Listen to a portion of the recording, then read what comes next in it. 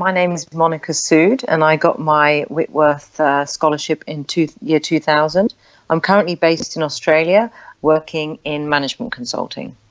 Thanks. Monika, can you tell us just a little bit about how you got onto the scholarship and what made you apply for it back then? So I attended the University of Nottingham, and it was actually one of my lecturers that actually approached me about applying for the Whitworth Scholarship. He knew that I had done an apprenticeship prior to going to university and thought I was a good candidate to apply. And just in terms of the scholarship, to those who may not know about it, what do you think makes it such a special program? What made you go for it?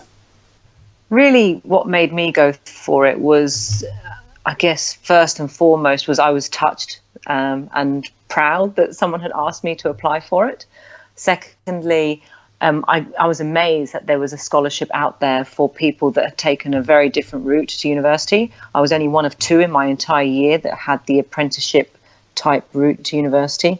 So for me, it was a great way to do something and join something where I would find others like me that had taken that route to university.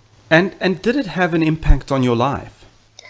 It definitely did while I was at university and while I still lived in the UK. Obviously, the money was, as part of the scholarship, was really helped towards my funding my university, first of all. And then secondly, I had lots of new contacts, as well as attending 2 yearly functions that the Whitworth Society used to hold. So I just made a whole new network of people, really, and engineers from all levels of the industry.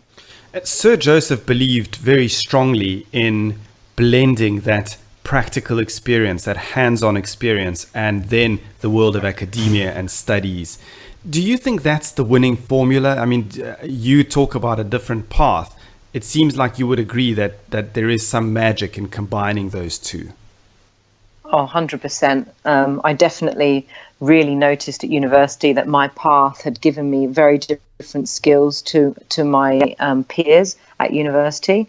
I was definitely much better at the sort of project work, hands-on tasks that required sort of project management and thinking about solutions all the way through. Whereas the people I was at university with who took the traditional route to university were very good at the academic side of things. So I think it just brought a different slant to how we dealt with things at university as a scholar.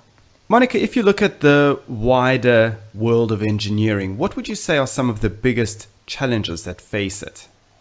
I think specific to the sectors I work in, which is transport, I think one of the biggest challenges we're going to face is how we integrate autonomous vehicles into the existing infrastructure that we have and the infrastructure that we're currently building. Second one is, of course, the one that never goes away, is climate change, and then finding new ways of how we deal with the consequences of climate change. And I guess the third one for me would be population growth worldwide and having access to food and clean water. And I imagine that there are engineering solutions to be found for all of those.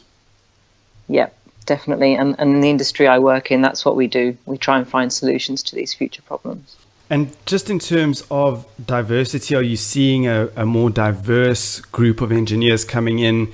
When you talk about gender, sex, religion, race, all of that diversity, are you finding that there are steps being taken in the right direction when it comes to engineering?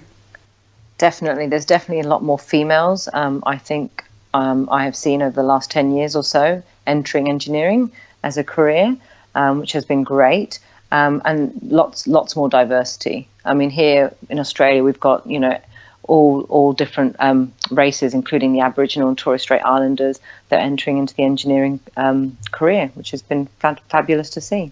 And if you were speaking to engineers, they may be young engineers, they may not be such young engineers, but whoever they may be who are considering applying for the scholarship, what would your message to them be? My message would be it's definitely worthwhile applying. It's a very prestigious award if you're successful.